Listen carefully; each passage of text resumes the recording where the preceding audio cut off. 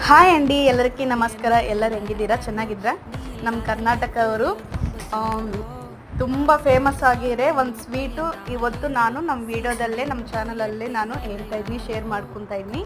ಅದಕ್ಕೂ ಇಂಗ್ರೀಡಿಯೆಂಟ್ಸ್ ಏನೇನು ಬೇಕಾಗಿತ್ತು ಅಂದರೆ ಹಂಚಲಕಾಯಿ, ಆಮೇಲೆ ತೆಂಗಿನಕಾಯಿ, ಆಮೇಲೆ ಒಂದು ಉಂಟೆ ಬೆಲ್ಲ ಬೇಕು, ಆಮೇಲೆ ತುಪ್ಪ ಬೇಕು, ಬಾಳೆಹಣ್ಣು ಬೇಕು, ಅವಲಕ್ಕಿ ಅಂತಿರ್ತಾನೆ ಅದು ಬೇಕು.